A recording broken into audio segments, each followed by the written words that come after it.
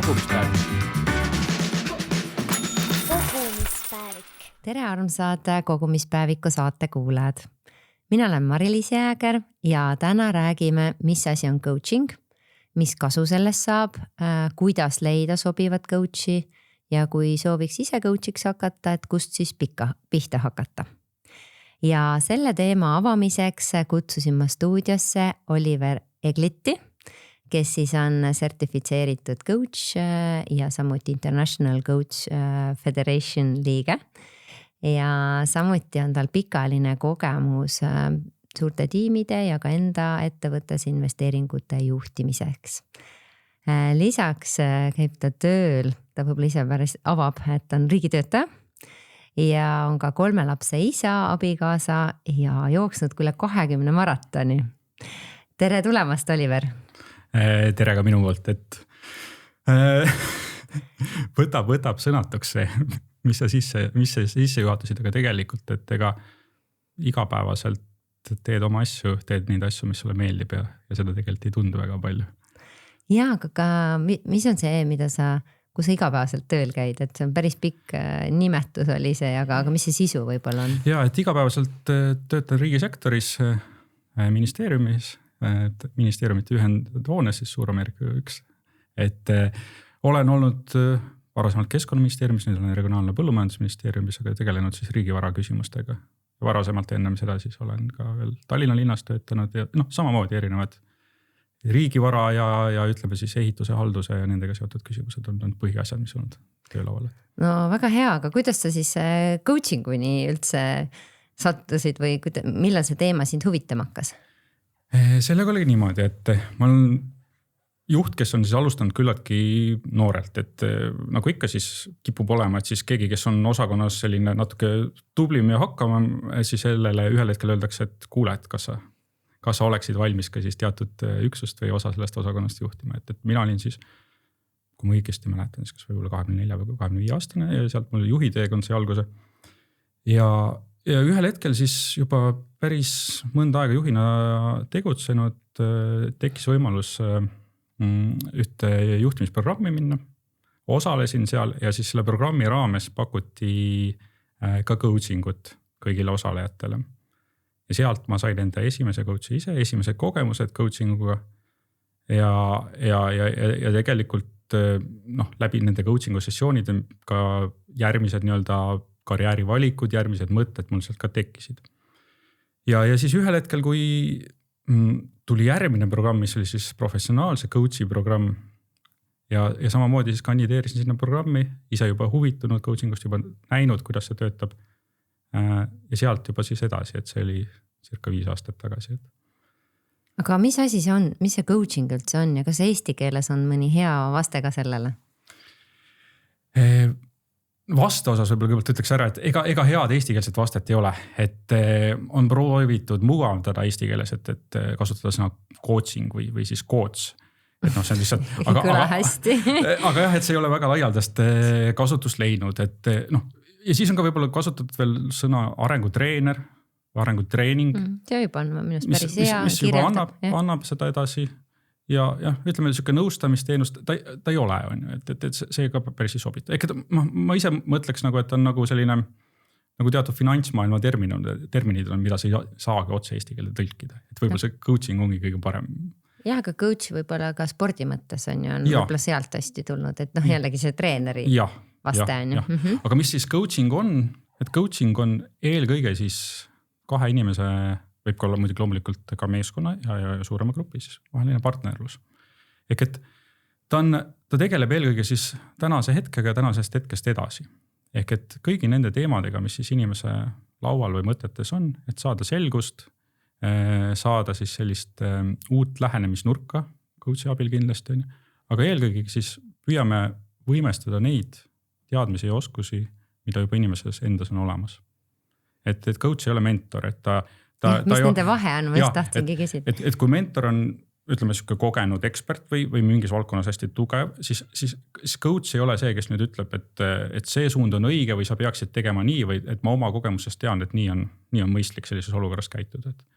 Et eelkõige ta on toeks ja ta püüab avada neid nurkasid, et siis erinevate kohtumiste raames järjest rohkem siis nii-öelda inimene ka ennast avab ja selle vestluse raames siis ka sellised nii-öelda, kuidas öelda siis nagu taskulambiga nurkadesse valgust heita, et ja aidata inimesel siis võimalikult suur selgus enda järgmistes tegevustes leida ja toetada siis nende järgmiste sammude nii-öelda sõnastamisel ja ka nende siis astumisel. Aga kuidas sa näed, et kas sellisest ühest korrast on ka kasu või peaks see treener sul kõrval siis olema, ma ei tea, mitu aastat või kus sa ise näed seda, et kus see kasu tuleb või millal sellest kasu üldse on? See sõltub hästi olukorrast tegelikult, et kindlasti ma soovitan selliseid ühekordseid proovimisi, et vähemalt siis tekib ülevaade, et mida see endast kujutab, mida selle raames tehakse ja et kas sellest võiks olla sulle kasu. Et seda ma kindlasti soovitan. Küll on nüüd see, et jah, et tõesti ühes korrast ei pruugi olla väga suure ja pikaaegse nii-öelda muutuse või tulemuse toomiseks nagu piisav, et tihti lugu enda praktikast, et ikkagi siuke 3-5 kohtumist on selline tavapärane, aga mul on olnud ka kliente, kellega ma olen kohtunud pikema perioodi vältel, et on 2-aastaseid perioodi olnud, et see sõltub sellest, kuidas täpselt inimesel on, mis tal on laual. Võib olla ka niimoodi, et meil on teatud intensiivse periood kliendiga, me kohtumegi iga paari nädala tagant. Kui tal saab see nii-öelda teema läbi, sellega tal on asjad klaarid ja selged, siis ongi see lahendatud. Ja võib-olla ta järgmine kord pöördub minu poole võib-olla 2 või 3 aasta pärast. Aga praegu mulle tundub, et see on hästi populaarne ja on väga palju inimesi, kes pakuvad seda teenust. Kuidas üldse eristada, et kes siis või kelle poole pöörduda, et mille järgi seda otsustada? No mina soovitaks alustada sealt, et tegelikult siis ICF Eestil, me oleme siis selle rahvusvahelise organisatsiooni haru, jälgime kõiki samu standardeid, eetilisi norme ja nii edasi. Et alustada siis meie kodulehe pealt, et see on coaching.ee, väga lihtsasti leitav ja tegelikult seal on juba see info olemas. Aga et mida kindlasti nagu tasuks jälgida on see, et kas see coach on sertifitseeritud, et kas tal on olemas atesteering, ehk et siis neid on 3 sorti, et ACC, BCC, MCC. Need näitavad siis seda, et mis taseme coaching on tegemist. Aga esimene samm on see, et vaata, kas coachil on see atesteering. See tähendab seda, et see annab sulle kindluse, et ta on nii-öelda tipptasemel, ta on rahvusvahelistel nõuetele vastav, ta on vastamad koolitusel läbinud, vastama eksami sooritanud, vastav aru kliendi kogemust omab. Ehk et see miinimum on 100 tundi kliendi kogemust, et üldse seda ACC eksamit minna tegema. Ja juba BCC tasemel on see 500 tundi kogemust ja MCC, mis on nii-öelda, ma ei tea, võib võrreldes nagu doktorikraadiga võib-olla hariduses, et see on siis 2500 tundi on inimene klientidega tööd teinud. Kas sellele vastavalt on siis ka hinnalipik? Ja eks ta kindlasti ka nii on. Sest see on ju, sa oled ju ise ennast kogu harinud ja tööd teinud selles olles. Et seal ongi tegelikult see, et selleks, et seda taset ka hoida, sa pead tegema ja läbima erinevaid koolitusi. Näiteks minul on ACC tase, siis ACC tase mul vaja järgmine aasta uuendada, mis tähendab seda, et selleks hetkeks mul peavad olema läbitud erinevas mahus koolitused. Ja sellel kõigil on oma hind. Ja loomulikult see kajastub hiljem ka siis teenuse hinnas. Aga kui kallis selline teenus üldse on, et ma saan aru, et tõesti on erinevad hinnatasemed, aga et üldse kuulajatele mingisugust insighti anda või ettekujutust või kindlasti on võib-olla mingeid selliseid tasuta versioone ka? Ja, et nagu ma ütlesingi, et kust võib-olla nagu alustada ongi see, et proovi saada see esimene kontakt ja proovi lihtsalt ära, et kas sulle see sobib ja mis ta sulle võiks anda. Et näiteks meil on järgmine nädal algamas coachingu nädal, see on siis rahvusvaheline coachingu nädal, mida me iga-aastaselt teeme. Seal raames kõik tehtavad üritused on meil tasuta, kõik veebiseminariad. Pakume ühte demo coachingut, kus saab jälgida siis kõrvalt ja vaadata, kuidas siis coach kliendiga tööd teeb. Ja lisaks siis on ka mitmed meie siis coachid pakkumas tasuta siis coachingu sessioone selle raames. Ehk et seal on jällegi meie kodulehe peal info leitav ja sealt saab juba registreerida ja saad selle esimese kogemuse. Hinna osas on niimoodi, et seda on väga raske sellist vahemikku paika panna või seda öelda, et see sõltub väga sellest olukorrast. ja tihti lugu on ka kliendiks ei pruugi olla eraisik ise, vaid on tema ettevõte või siis tema organisatsioon, et mina alati ka soovitaks, et kui te kuskil töötate, pöörduge oma tööandja poole, et kui on tööandja ikkagi inimeste arengusse panustab, siis ta ka on valmis seda teenust tihtilugu ka võimaldama. Meil on hästi vahvad suur organisatsioon ja meil on majasisesed coach'id, kes siis nii-öelda tasuta siis pakutakse üksteisele seda coach imist ja et saab seda kasutada, et kindlasti ettevõtete, ma ei tea, juhid või personalijuhid, et võib-olla selline idee, et kui veel ei ole kasutusse võtnud, et igas suuremas organisatsioonis on inimesi, kes on tegelenud coach imisega, et miks mitte siis maja sees ka seda siis levitada ja harjutada. Jah, ei seda kindlasti. Muidugi on see, et kui on tegemist nüüd väiksemate organisatsioonidega, siis kuskilt lähevad need piirid, et mina olen näiteks väga selgelt võtnud selle siis, et alati, et see organisatsioon, kus mina töötan, et sinna sisse mina ei coach'i, et lihtsalt, et hoida nagu eraldi neid. Jah, täpselt nii. Aga kaua üks sessioon aega võtab? See on täiesti vastavalt, kuidas klient soovib. Et ma võin enda kogemusest öelda, et üldjuhul on see tunniajana või pooleteist tunnine, et sinna vahemikku ta tavaliselt jääb, et aga jällegi see regulaarsus täpselt nii, kuidas kliendile soovib. Ja samamoodi ka on tegelikult see, et kas me teeme seda veebis või me teeme seda koha peal. Kuidas täpselt võib olla ka, et see on lihtsalt telefonikõne. Me räägime kiirelt pool tundi, et see on jah. Et kui juba tunned ja tead, et siis saad kiiremini seda protsessi läbi viia. Aga millal on üldse endale mõttekas coach võtta ja millal, sa ütled, et kuule, tegelikult ei ole see hea hetk, on ju, et sa pead oma panuse ka andma? Kindlasti nagu sellistes olukordades, kus sa tunned, et sa oled kuidagi kinni. Segadus on. Segadus või sa näed, et sa soovid mingit muutust. Ja sa tahad saada selles osas selgust. Või siis jällegi see, et sa soovid saada paremaks. Et coaching ei ole kindlasti nüüd, me ei tegele seal, ütleme, teraapial omaste tegevustega ja ütleme, me ei mineviku haavade parandamisega, et ta on ikkagi tänasest hetkest edasi ja nii-öelda, kuidas ma ütlen siis, tugevate aitamine veel tugevamataks. Ja loomulikult inimesele endal peab see valmisvõik olema, sest ta tihtilugu ei ole ka võib-olla mingites asjades nii mugav. Ehk et peab olema valmis selleks, et tuleks areng, siis natukene lähed sealt mugavustsoonist ka välja, on ju. Üks asi on see, et need võib-olla küsimused, et sa ei oska kohe vastata, on ju, et siis sul on ka aega. Kui sa oled nii-öelda personaalselt minu jaoks, ma võin siin mõelda kaua tahan, on ju, et maksan aga kinni selle. Ja teine asi on siis need ka sammud, on ju, et sellest jutustamisest pole ainult kasu vahel, selguse mõttes võib-olla on ju, aga just, et ma pean midagi teisiti tegema, et elus midagi muutuks. Et mis mina nagu näiteks oma klientile tavaliselt alguses ütlen, ongi see, et ei pea minu jaoks nagu rääkima asju ilusamaks, kui nad on. Et tihtilugu inimesed alustada sellest, kuidas kirjeldada. Kui head nad on ja toredad. Ma olen alati öelnud, et jätame võib-olla selle osa vahele, et lähme kohe teemasse ja räägi kohe ausalt sellest, et mis sul siis mureks on, et mis sul nagu mõttes on. See on nagu mu ema on arst, on ju, ja inimesed peavad nii-öelda paljaks võtma, on ju. Et ütleb, et ma ei märkagi seda keha tegelikult, sa vaatad seda probleemi, on ju, et täpselt sama asi, et räägime asjast. Aga kas coachingu käigus pigem siis tõstetakse sinu selliseid tugevusi ja panust nii-öelda sinnapoole suunatakse, mitte see, et nõrkusi arendada? See on hästi hea küsimus. Tegelikult vaata, kui sa mõtled inimesena, on ju, et mis ma peaks tegema, et kas ma peaks nüüd panustama sinna, milles ma olen tugev või siis oma nõrkusi kuidagi lahendama järele. See sõltub olukorrast jällegi. Ehk et kui see nõrkus on nii-öelda sinu piduriks, et see takistab sul oma tugevusi nii-öelda täies ulatuses nii-öelda realiseerimast, siis me tegeleme ka selle nõrkusega.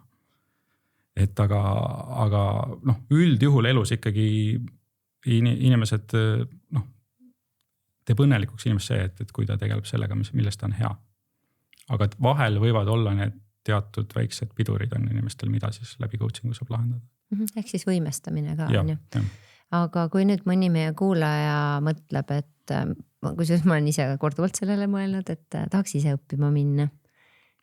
Jällegi valikuid on päris palju, et kust võiks alustada noh, üks asi ongi see, miks mitte sinna coaching'u nädalale tulla, kuulama, vaatama ja seal on kindlasti ka jagatakse seda informatsiooni.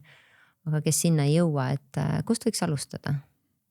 Et seda sama küsimust on minu käest ka päris mitmed inimesed küsinud ja üks minu soovitus on alati see, et võta ühendust mõne tegutseva coach'iga, et räägi natuke temaga, et sa saad parema selguse, mida see endast kujutab. Ja kindlasti ole ise kõigepealt coach'i rollis ka. Ehk et proovi ära ise enda peale, et mida see teenus endast kujutab. Ja siis on juba see, et jällegi nüüd rahvusvahelise meie ICF-i nii-öelda koduleheküljel ja meie kodulehel peal on selle kohta teil päris palju head informatsiooni. Eestis on kindlasti EBS, kes pakub vastavat õpet, Intelligentne grupp ja Ivar Lukk on ka siis need pakub. Need on kindlasti need 3, kelle poole mina vaataksin. Kas, mõtlen, kui sa ise oled neid sessioone võtnud ka aja jooksul, ma arvan, et inimeste käekirjad on ikkagi erinevad, kuigi see metoodika on sama, on ju, siis ikkagi see käekirja on erinev. Ja seda kindlasti, aga meil ongi, et ütleme niimoodi, et nagu igas organisatsioonis, et meil on jällegi, meie põhiväärtused on samad, meie eetika on sama, et meie standardid on samad. Aga jah, loomulikult ja mis ma soovitangi alati, et võid ka mitme inimesega nii-öelda vaadata, rääkida, uurida ja see on ka täiesti okei, et kui sulle näiteks teatud inimesega tunned, et ei klapi, et siis proovi kellegi teisega. Jah, et ma tean, et sa ise praegu coachidki inimesi juhtimise ja rahaga seotud ja spordiga seotud teemadel. Et kuidas sa kuidagi nende teemadeni jõudsid või jällegi see on see spetsialiseerumine natukene? Ja, et need on kõik need teemad, mis mulle endale on hästi südamelähedased. Ja kindlasti ütleme juhtimise puhul ka on eelkõige siis ütleme alustavate juhtidega seotud küsimused ja teemad ja samamoodi rahaga seotud, kuna ma ise nende asjadega ka tegelen, et ütleme niimoodi, mis mulle endale nagu südamele lähedane, see on ka mulle fookus ja sport samamoodi. Kaua sa spordiga tegelenud oled? Ma arvan, ütleme niimoodi, et mida me loeme nagu tegelemiseks, et ma ei ole süsteemselt kunagi kuskil trennis käinud, ka mingisugust treeningkava jälginud. Mulle meeldib joosta, et jooksmisega ma olen pärast kaitseväega, ma arvan kuskil 20 aastat nüüd tegelenud iseseisvalt, täpselt nii, kuidas mul on võimalust ja aega olnud ja see on saanud nagu osaks minu DNA-st või igapäevaelust, et nagu hammaste pesemine või selles mõttes, et mina ilma selleta ei oska olla, mulle see meeldib, ma teen seda, võib-olla ma võiksin teha mõnda muud spordiala, aga mulle meeldib jooksmine, et aga lapsepõlves sa ei käinud kuskil, ma ei tea, kust kandis sa pärit üldse oled? Mina olen pärit Põltsamaa lähedalt, et on selline väike küla selle Adavere Põltsamaa vahel ja täitsa talulaps ja talus kasvanud, et ütleme lapsepõlves siis selles mõttes, et üheski nagu trennis otseselt ei käinud, aga samas maal elades väga palju oli erinevaid toimetamist, tegemist, ringi jooksmist, jalutamist, käimist, metsas üksinda käimist ja nii edasi, et ma arvangi, maal tihti ongi, ma ise samamoodi põhikoolis käisin väikses kohas, et ega neid võimalusi väga palju ei olnudki ja just nimelt, et siis leiutasid ise endale seda liikumist ja kodus oli vaja kodutöid ka teha, et võib-olla selline eluterve liikumine ja toimetamine. Ja ma isegi mäletan, et me mingi hetk rajasime endale seal kaugushüppekasti ja proovisime kõrgushüppet teha ja kõiki neid spordialasid ise, mida telekast nägime, siis nagu seal põllu peal ise kuidagi, et jah. Ja sai kive visatud on ju. Aga räägime rahaasjadest ka. Kuidas teil need kodus need rahatarkused olid, et kas jagati või tavapäraselt oli ikkagi see, et kõik tegid oma asju ja väga palju rahaasjadest ei räägitud? Ega rahaasjadest otseselt ei räägitud, on ju. Et see ongi võib-olla kuidagi eestlastele nagu selline mingist hetkest nagu olnud omane, et raha on selline nagu natuke tabu teema, millest nagu võib-olla otseselt ei räägita. Ütleme, minu lapsepõlv ka siis 90-ndad, kus raha ega ülemäära palju ju kellelgi ei olnud. Et otseselt sellest ei räägitud, et küll oli see, noh, kui ma mõtlen nagu tagasi, et kus kohast nagu esimesed sellised teadmised või oskused tekkisid, et siis see oli täiesti selline nagu juhuslik, et aga lihtsalt, et me saime õega seal 90ndate keskel siis jõuludeks kingituseks Monopoly mängu. Ja seda me mängisime ikka. Ribadeks, jah? Ta on täiesti alles, ribadeks ei mänginud, me hoidsime seda nagu silmad ära, aga me mängisime lõputul arvul tunde. Me tegime sinna mingid juurde veel oma reegleid ja oma mingi pangasüsteemi ja oma selle teatud laenusüsteemi sinna veel juurde. Kuna raha lõppes otsa, siis tegime ise juurde veel selle raha. Ja õega kahekesi ja siis ka kõigiga, kui keegi külas oli, siis mängisime. Ja näiteks ma ei mäleta, et me oleks kunagi vanematega seda mängida, aga küll ütleme niimoodi, et sealt tekkisid sellised esimesed nagu arusaamad sellest, et kui sa seda nüüd Monopoly ringi nagu elus teed, et sa saad küll selle iga ringi lõpus selle go-ruudu läbides $200, on ju. Aga kui sa nüüd kuskilt mingid varasid endale ei tekita, siis ühel hetkel läheb raskeks ja keeruliseks. Siis muudkui maksad teistele. Ja täpselt nii, et sealt oli võib-olla see esimene teadmus. Aga ütleme, et laialdasemalt mitte, ka koolis ka mitte sellel ajal ju sellistel teemadel ülemäära palju ei räägitud. Ja ütleme, ma arvaks, et esimesed sellised süsteemsed teadmised olid siis ülikooli ajast, et meil oli programmis, ma mäletan, finantsjuhtimisaine näiteks ja sealt juba mäletan, sai märkmikusse endale kirjutatud sinna, et mis on aktsia ja mis on dividend ja nii edasi, et sealt tulid sellised. Aga millal sa ise esimese investeeringu tegid või esimese eelarve? Ega ma selles mõttes, et eelarvet olen nagu alati mõnes mõttes pidanud ja jälginud, et ütleme nii, et ei olegi elus olnud väga sellist olukorda, kus oleks nii-öelda raha olnud otsas. Ehk et alati igasuguses olukorras olen püüdnud nagu hoida teatud reservi. Ükskõik kui väike on see sissetulek olnud. Ja kas või ülikooli ajal ikkagi püüda seda nii-öelda sellisel mõistlikul osas, et sa saad nagu hakkama. Et kas sellel ajal vanemad toetasid sind või pidid juba ise tööl käima? Et ma eeldan, et ega see sissetulek ei olnud teab mis suur on, et sa ilusti ütled, et püüdsin alati midagi järele jätta, aga ma eeldan, et ega see sissetulek ei olnud suur, et sa pidid väga niimoodi vaatama, et kuhu ja kui palju sa kulutad. Ja, et ülikooli ajast sai ise tööl käidud ja tegelikult isegi gümnaasiumi ajal juba suvel sai käidud tööl. Ma mäletan, et üks suvi möödus täienisti siis Põltsamaal on suke ettevõte nagu Felix siis, kes. Jah, Petsu. Okei, nad teevad muid asju ka, aga see inimestel peas kohe. Ja jällegi tegelikult iga selline töö annab väga hea teadmise ja arusaama sellest valdkonnast ja sektorist on ju. Ja võib-olla ka selle, et mida sa ise nagu elus igapäevaselt teha tahad või ei taha teha on ju ka teistpidi on. Et võib-olla selline liinitöö, ma sain aru, et ei ole nagu minu jaoks on ju, et see muutub väga kiiresti nagu rutiinseks ja tegelikult mõnevõrra võib-olla ka igavaks on ju. Aga jah, et ütleme, olen pidanud ise hakkama saama, et rahaliselt, et ise olen toimetanud ja see ongi andnud tegelikult selle enesekindluse nagu edaspidiseks. Ja teadmised samamoodi, et sa õpidki läbi selle tegutsemise, mitte nii-öelda keegi loeb sulle teooriat. Ja. Aga kuidas te täna oma peres rahaasju ajate, et kas sa teed oma abikaasaga koos, vaatate, ma ei tea, kord kuus üle või pigem on need asjad rohkem sinu õlul ja tema, ma ei tea, tegeleb rohkem laste ja pereasjadega? No meil on need asjad küllaltki selgeks räägitud, et me oleme neid asju arutanud ja meil on küllaltki selline selgepiiriline nagu tegevusjaotus paigas. Ehk et meil on ühine investeerimisportfell perel ja laste siis portfellid sinna samamoodi loeme sinna hulka. Kas lastel on eraldi või teil on see nagu teie kontol, ütleme? Kõigil 3 pojal on siis eraldi. Aga me nagu seda nii-öelda vaatame koondvaates siis kokku, et on meil nagu siuke. Ja abikaasaga me oleme siis jaotanud niimoodi, et kuna tema on ütleme minust veel konservatiivsem investeeringute osas, et siis tema kanda ja hoida on siis meie nii-öelda selline likviidsem vara, ehk et siis erinevad tähtajalised hoiused, mõned võlakirjad on tal ja aktsiaid otseselt tal praktiliselt polegi. Loomulikult teine sammas, 3. sammas on ju, ja minu kanda on siis need muud sellised nii-öelda põnevad instrumendid. Ütleme sellised aktiivsemad investeeringud, kus on vaja siis midagi toimetada või teha või mõelda ja siis kõige vanem poeg on ka seal selline nii-öelda partner mul, kellega me aeg-ajalt siis arutame ja räägime läbi mingeid asju. Kui vanad su lapsed on?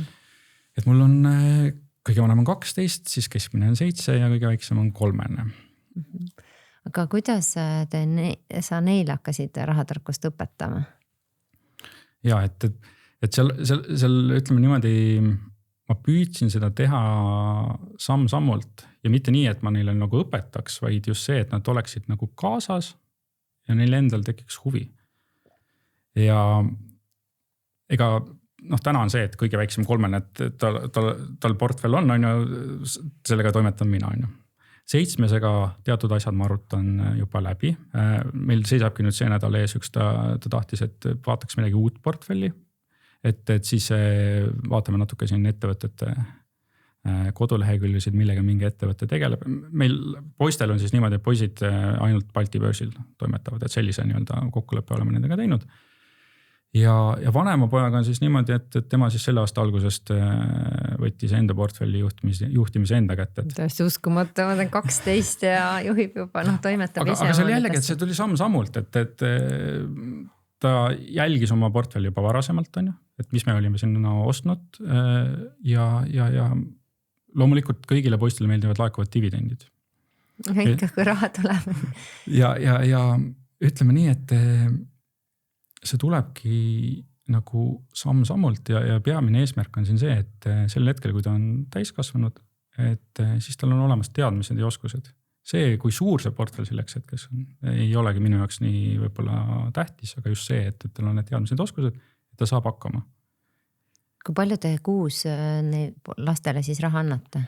Ja meil on see kindlaks määratud siis, et me oleme ära arutanud, mis meie laste toetused on ja siis jagame need 3 võrdses osas, et iga poiss saab siis 85 € enda kontole, iga kuus läheb automaatselt sinna ja automaatselt siis juba investeerimiskontole ja siis sealt teeme need siis ostud Balti börsilt. Ja suuremal poisil on siis niimoodi, et kuna tema käib koolis, siis tal on osa sellest ehk siis 25 € kuus läheb taskurahaks. 85? Jah. Ehk siis tal läheb nagu investeerimisse jääb natuke vähem või ta ise otsustab, et kui ma nüüd ei kuluta ära 25 €, et siis ma saan rohkem investeerida. Täpselt nii. Ja kuna temal on olnud see periood ka mõnevõrra pikem, siis ka dividendi laekumist on tal natuke rohkem ja siis jällegi dividendide osas ta saab ise otsustada, et kas ta võtab selle nii-öelda kasutusse, ma ei tea, ostab seal mingit kommi või šokolaadi või siis reinvesteerib. Ja samamoodi on siis igasuguste sünnipäevarahadega ja muude asjadega, ehk et sealt ka ikkagi eelkõige lapsed saavad ise otsustada, aga tihtilugu on olnud see positiivne see, et see otsus on olnud see, et ikkagi panna investeerimiskontole ja mulle tundub, et suurem poiss on väga hästi nagu sellest aru saanud, et parem kulutada seda, mis sulle tuleb sealt dividendi või intressina, kui seda raha kohe poodi viia. No võt, see ongi see tarkus minu meelest, mida on mõistlik õpetada, et et ära jäta nii-öelda elamata, aga praegu panusta sinna ja siis pärast selle kasvu pealt saad siis oma kulutusi teha. Ja keskmine poeg siis veel teeb sellist asja, et tema on meil see Tara siis ära viia ja selle eest hoolitseja ehk et juhib alati selle osas tähelepanu ja kui kuskilt vähegi tal silma hakkab, et saab mõne tühja pudeli koju tuua, siis teda kindlasti seda toob. Et oleme isegi pidanud erinevatelt reisidelt, kus me oleme käinud siis kilekotiga ikkagi Tara kaasa võtma, mis me oleme seal, kui me oleme autoga kuskil olnud, et lennukiga ei ole toonud, aga jah, et viimati siis eelmine aasta näiteks, kui me Ruhnus isegi käisime, siis praamiga pidime need kilekotid Tarat tooma kaasa, mis siis sealt meil seal mõne päeva jooksul tekkis. Väga, väga hea harjumus on ju märgata ka enda ümber neid võimalusi. Kas lastele oled sa eraldi niimoodi selliseid töid ka pakkunud, et maksame raha näiteks mingit teatud tööde eest? Jaa, et näiteks nüüd kevadest on, et mul oli see mure, et mudid olid hoovis seal kaevanud sügisel ja talvel ja oli väga palju selliseid kive tulnud üles igasuguse suurusega nii-öelda muru sisse. Ja siis suurem poiss sai ülesandeks need kivid kõik kokku korjata, iga kivi eest sai siis 1 sendi. Ja ta väga aktiivselt ja väga palju otsis neid kive, aga nüüd kui muru niitsin, oli väga mõnus muru niita, et kõik oli ilusti puhas. Et selliseid nii-öelda töölõike küll loomulikult mitte kõigi asjade eest ei ole alati see, on teatud kindlad tööd, mis on lapsele määratud ülesandeks, näiteks suurema poisi ülesanne on alati nõudepesumasin tühjaks teha ja tema seda teeb, et ta ei esita küsimust, et miks tema, see on alati nii olnud. Kokku lepitud on ju. Või nüüd siin viimati lõhkusime puid, siis temal oli see puude lõhkumise ülesanne, mis talle väga meeldis, et ta ei pidanud siis neid vedama ja laduma. Ma korra küsin veel nii-öelda siis sinu portfelli osas, et milline oli sinu esimene investeering ja millesse sa oled proovinud investeerida? Ja, et ütleme niimoodi, et see jällegi võib-olla pärineb sealt lapsepõlve monopolimängust, aga ütleme niimoodi, et alati oleme püüdnud omada kinnisvara mitte üürida. Et see on nüüd juba abikaasaga ülikooli ajal lõpus me juba soetasime enda esimese korteri. Et neid esimesi makseid oli küllaki raske tasuda, sest et see oli ikkagi arvestatav osa meie sissetulekust. Aga saime hakkama, et me ei ole olnud hästi lühikest perioodi, mis me olime kunagi ülikoolis ühiselamus ja siis hästi nõks aega vist ka üürikorteris, aga et see on olnud nagu see alati, mis on nii-öelda. Sealt on nagu samm-sammult läinud edasi, et pärast korteri ostu me siis ühel hetkel ossime suvila endale. See oli jällegi see periood pärast seda majanduskriisi, kus need hinnad olid küllaltki mõistlikul tasemel. Ja sealt juba edasi siis, et ühel hetkel ossime endale maja, müüsime korteri, siis ossime maja, siis ei olnud jällegi suvilal otstarbet. Kogu aeg niimoodi upgrade'inud. Sai müüdud suvila ja siis ütleme nüüd tõesti jah, et suvila müügist saadud vahendid läksid kõik puhtalt juba siis nii-öelda finantsinvesteeringuteks. Et nii see on ta nagu aja jooksul tehtud, aga ütleme, kui ma mõtlen aktsiainvesteeringute peale, siis esimene oli ilmselt Tallinna Sadama IPO, kus ma osalesin juba täiesti nagu teadlikult ja sealt juba siis samm-sammult edasi, et Balti börsil nagu ikka kõigepealt ja siis juba edasi olen vaadanud mujale, et praegu siis oma ettevõttel on ka investeerimisportfell ja siis valdavalt siis USA turult on seal, et aga see ongi teadlik olnud, et eraisikuna Balti börsil ettevõtte alt siis USAs, et niimoodi olen praegu siis toimetanud.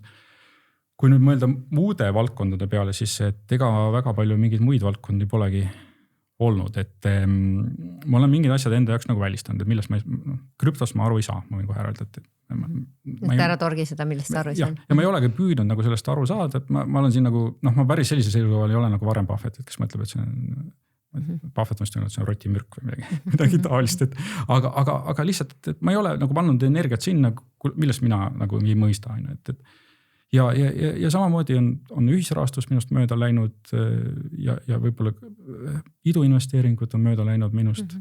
Minu fookuses on ettevõtted, kes on tegevad, kes on tegutsevad, kes suudavad kasumit teenida ja eriti hea, kui neil veel mingisugune konkurentsieelis on. Nad on niisugused suured, tugevad, kuulikindlad. Ja mulle meeldib siis vaadata, kui on turul sellist ebakindlust, nagu nüüd viimati. Et siis on nagu, see on nagu, ma ei tea, et osadel inimestel meeldib vaata, kui poes on soodusmüük, et sa lähed. Saad ju head asja odava hinnaga, et see on nagu see. Aga kas sa paned, ma ei tea, iga kuu mingi teatud protsendi kõrvale sissetulekust või kuidas sinul see portfelli kasvatamine käib? Ja, et meil on küllagi süsteemseks tehtud, et tegelikult on meil niimoodi, et kui me mõtleme automaatselt on ju, et teine sammas, mõlemal abikaasaga 6% on ju siis selle aasta algusest läheb siis on ju. Hästi mõistlik brutopalgast on ju, see ei maksa sealt ära, on ju, sa saad selle koha sinna. Siis kolmas sammas. Iga nädalane püsimakse. Nädalane? Ja. Miks nädalane, mitte kuine?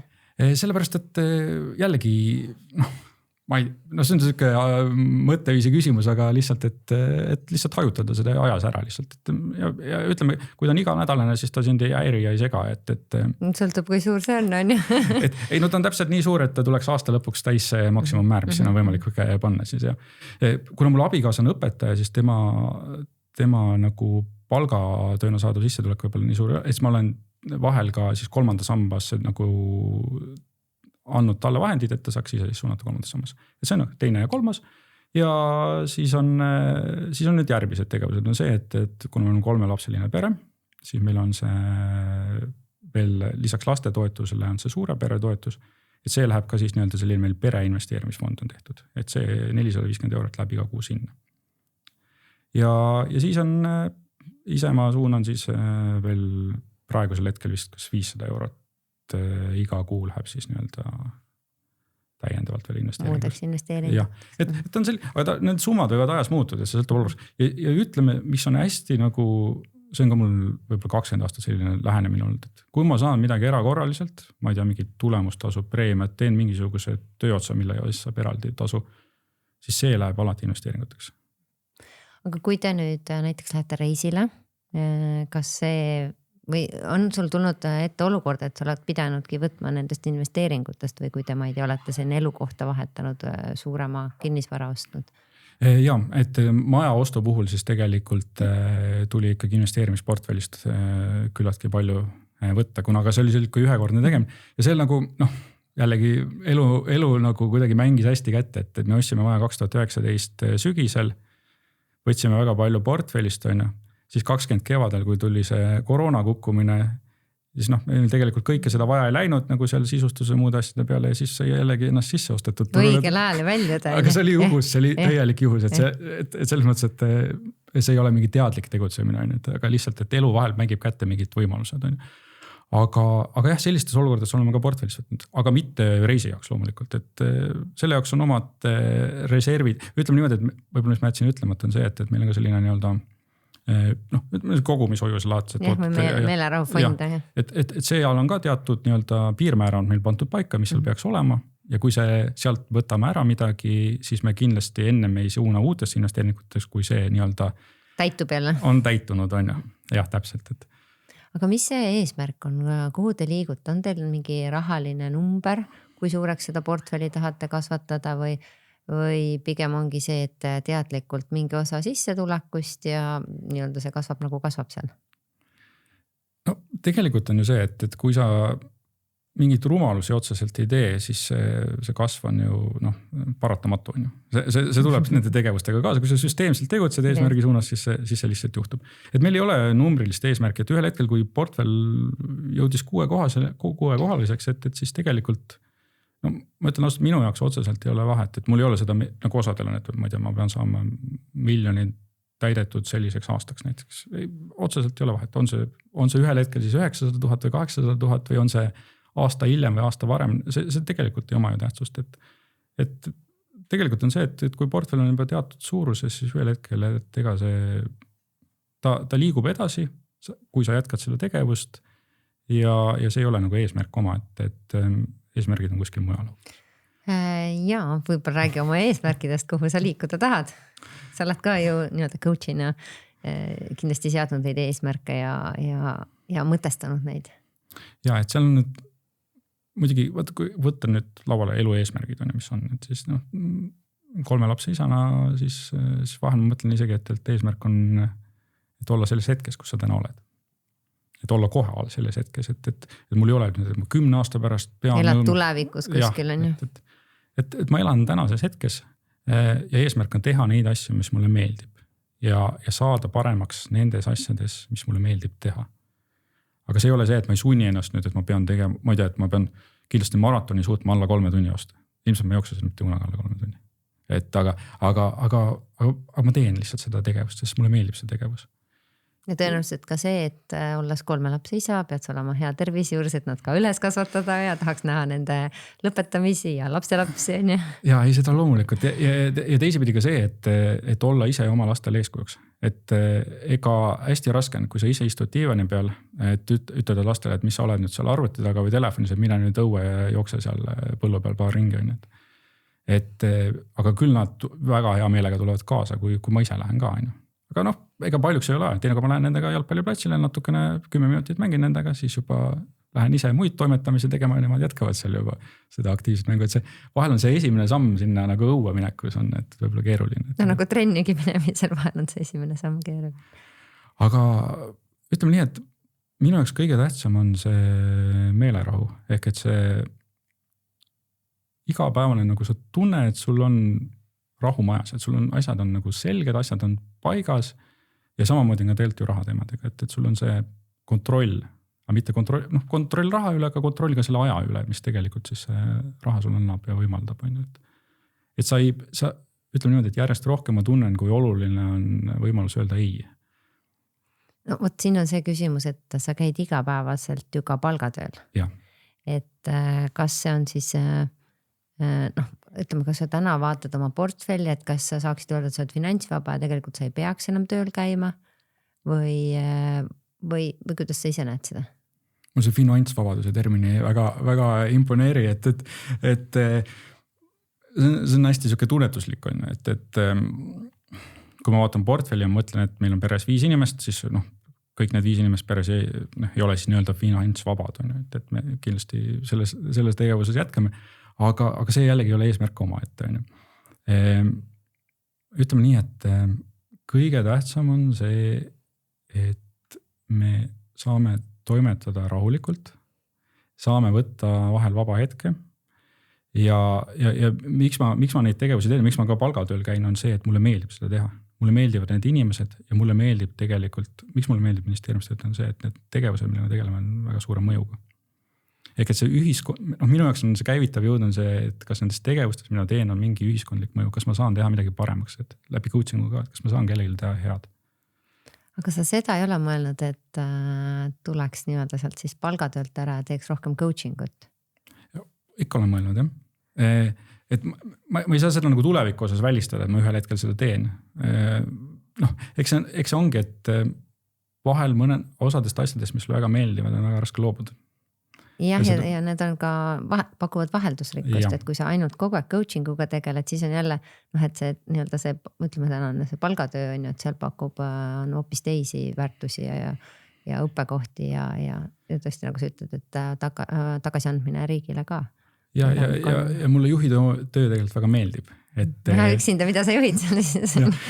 Et üksinda oma ettevõtet koos abikaasaga ütleme niimoodi, et ega meie investeeringud ka meid otseselt ei vaja ju.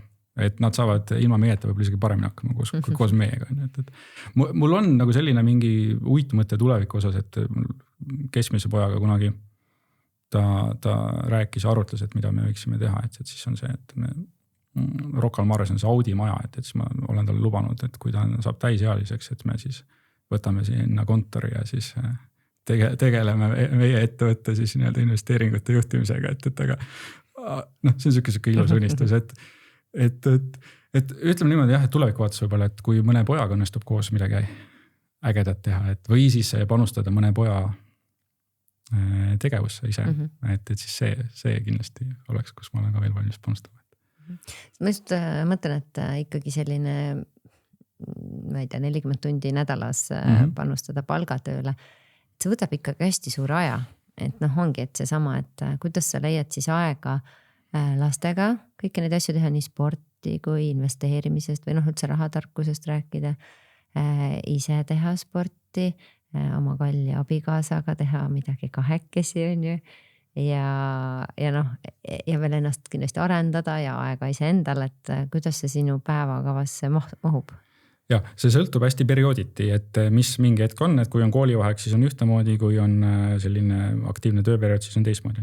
Aga meil on suhteliselt raamistatud need tegevused, on ju, meil on selline kalender, kus me kõik asjad paneme kirja, mis meil kuskil on.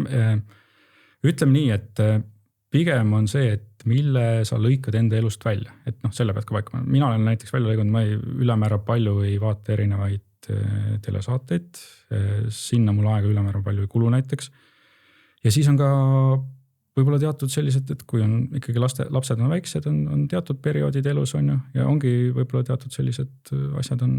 Et väljapoole nii palju ei ela siis, sellel perioodil on sõpradega võib-olla nii palju ei käi. Neid ikka on, neid tegevusi peab olema ja neid ka on, et meil on sõpradega erinevaid asju, et mis me teeme, et aga need ei ole võib-olla nii tihedased, et me nüüd iga nädal saame kokku, et aga meil on teatud asju, millest me ei loobu, on ju sõpradega ka, et meil on sellised traditsioonid tekku nüüd iga-aastane kanuumatk või siis nüüd lähme siin sõpradega tipust topini ja eelmine aasta osalesime sellest jälle.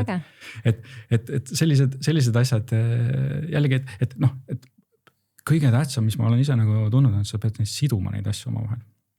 Ehk et ma teen sporti, kas ma saan teha koos lastega näiteks. Poiss sõidab kõrval rattaga, mina jooksen, et sellist asju ma teen. Või siis, et poissil on kuskil võistlused, kas ma saan mul on tossud kaasas, saan äkki oma jooksu kuskil ära teha. Et ma olen püüdnud neid maad. Või siis, et ma olen kuskil, sõidan autoga, ma kuulan mingit asja, mis mul on vaja kuulata. Ma tihtilugu ka, kui on nüüd ütleme sellised avalikud materjalid, lasen näiteks mingist failist teha endale helifaili ja ma kuulan seda autos nagu, et püüda nagu süsteemselt korrekti mõelda. Ja noh, mis kindlasti muidugi aitab on see, et ma olen väga selline hommiku inimene, mulle meeldib vara ärgata. Et ma tihtilugu 5-6 vahel ikkagi alustan ja mis kell sa magama lähed? Suhteliselt varakult, et kuskil 10 hiljemalt 10:30 ikkagi püüan. Ja mida sa naisega koos teed? Temaga koos teeme ikka igasuguseid asju, et me püüame seda aega nagu kahekesi ka võtta vahel. Et õnneks siis minu vanemad ja tema ema on sinna toetavad ja aitavad siis selliseid hetki ka meil leida. Aga me teeme hästi palju koos perega, ehk et koos lastega. Ja siis leiame kõik koos need hetked seal omavahel ka, aga ma olen nagu mõelnud selle nagu enda jaoks niimoodi, et elus on teatud perioodid, kus sa saad mingeid asju teha ja siis ühel hetkel tulevad need perioodid, kus neid asju enam teha ei saa. Et täna mul võimalus teha koos abigaasa ja lastega neid asju, ühel hetkel tuleb kindlasti need võimalused, kus me saame väga palju kahekesi teha, kus meil poisid on juba suured, on nad ülikoolis oma elu peal. Et ja siis me seda aega nagu tagasi ei saa. Et ma panustan sinna, kus täna on võimalik panustada. Ja samamoodi see, et kui mul on täna endal energiat, siis ma seda energiat nagu kasutan ja seda nagu püüan ka edasi anda.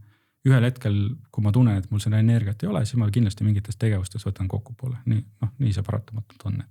Ehk siit ma kuulen, et su klaasi täidavadki, ütleme, see jooksmine on ju, koos perega asjade tegemine on midagi veel, sõpradega ka on ju.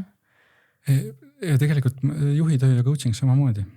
Jah, et see annab pigem sulle endale on ju. Jah, et see hoiab siin nagu ikkagi teravana, ta hoiab, et sa oled nii-öelda elus sees, sa tegeled erinevate väljakutsetega ja see paneb nagu, sul on huvi elu vastu.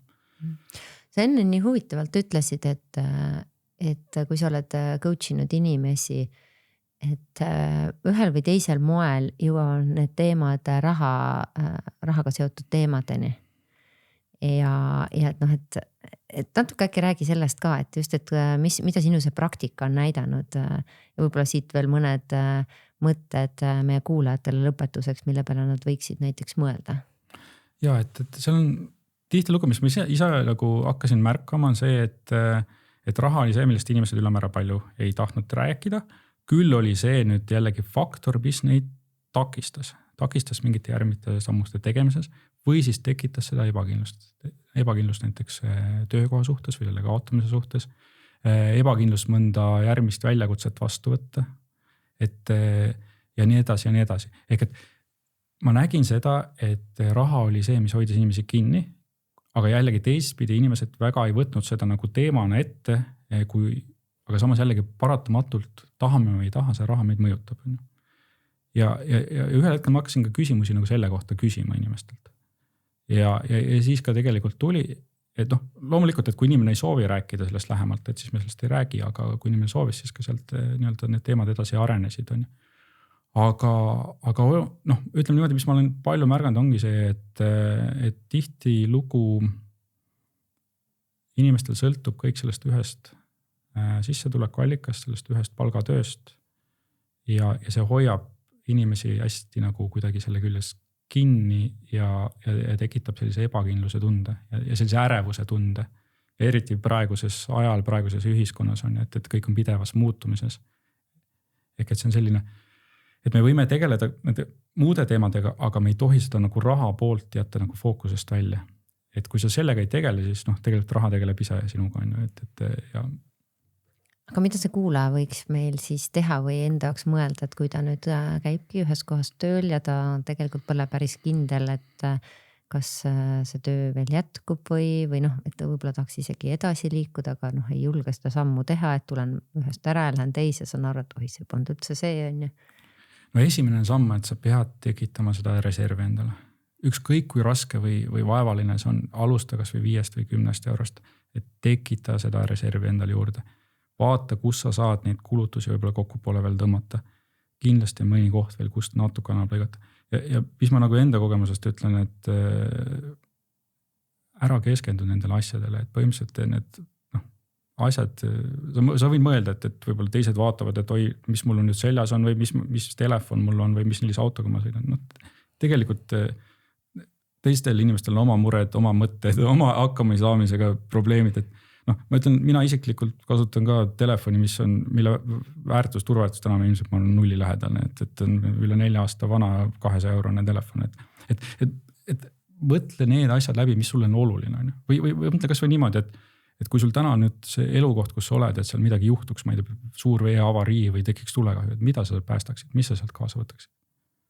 Ja, et su pereliikmed, su mälestused, su ilmselt pildialbum, võib-olla mõned olulised raamatud, võib-olla mõned olulised esemed. Ja tegelikult see kõik muu, mis on nagu lihtsalt asjad, mis on pigem võib-olla isegi sulle koormaks, et mina olen püüdnud ka uute asjade nagu, teinekord tekib mõttetud, et peaks ostma mingi uue asja. Siis mõelnud, et ma kasutan seda võib-olla mõne korra ja siis ta on mulle jälle risuks ees. Jälle võtab ruumi ja seisab kuskil. Et pigem nagu võib-olla vähendada seda nagu nende asjade omamist ja mõeldagi nagu selle peale, et kas see asi peab olema sul nüüd see kõige uuem ja uhkem. Võib-olla lihtsalt, et ta täidab ära selle funktsionaalsuse, võib olla ka kasutatud. Ja siis tekitada seda igapäevast reservi, sest et see on see, mis tekitab seda kindlust. Kui sa tead, et sul on olemas midagi varuks. Ja see sama valikuvabadus jälle on ju, et kui mulle ei meeldi või kui midagi muutub siin töökohas, et mul ei ole tööd, et siis sul on ikkagi millestki elada. Ja teisipidi see annab sulle selle võimaluse, et sa saad teha julgemaid käike. Saadki kandideerida kuhugi sellisesse kohta, kus võib-olla see palk ei ole kohe täpselt sama, mis sul täna on, aga võib-olla see väljavaade ja perspektiiv on suurem. Et sa saad teha sammu tagasi ja võib-olla kui on raske hetk või sul on vaja, mõne pereliikmega on raske hetk, et sa saad võtta selle nii-öelda aja maha. Jah, kas või tasuta puhkust on ju, et palgata puhkust tähendab. Aga see on, ma arvan, väga hea mõte meie kuulajatele, et korra mõtestada, kus ta täna on. Kas ta on rahul sellega, kas sa oled rahul sellega, kus sa oled ja ka rahalise poole pealt, et mis on need minu võimalused ja kuidas ma näen ka oma tulevikku, et ka vanuse mõttes ma mõtlen, et kui oled, ma ei tea, 40 on, et sul on üle poole elu veel ees, ma alati mõtlen seda, et see pool mõnes mõttes on keerulisem, et ütleme, võib-olla tervis ei ole nii hea ja nii palju energiat ei ole. Aga võib-olla teistpidi on kergem, et sa ei pea võib-olla lapsi enam seal kasvatama, toetama nii palju. Aga et seda kuidagi mõtestada ja kutsun ka üles kindlasti vaatama seda karjääri või coachingu nädalat. Ja. Seal kindlasti räägitakse karjäärist ka. Ja siis proovimagi neid tasuta seansse näiteks. Ja ma saan aru, et kui sa ka coachi, need, kes õpivad alles, et nende võib-olla see tunni hind on soodsam. Ja, et kindlasti ja kui teil on keegi tuttav, kes tegeleb coachingu, et tema poole pöörduda, tema oskab kindlasti teile soovitada midagi ja loomulikult, et need, kes on omandamas alles seda atesteeringut, et siis nemad on ka nii-öelda neid pro bono tunde pakkumas. Et kindlasti tasub proovida ja aidata kaasa ka nende arengule selles mõttes. Ja, täpselt nii, et see mõlemapoolne kasvab. Jah, just. Aga Oliver, aitäh, et sa tulid ja oma teadmisi jagasid ja inspireerisid, et uute siis tegemiste ja kuulmisteni. Ja, aitäh kutsumast, väga tore oli sinuga rääkida.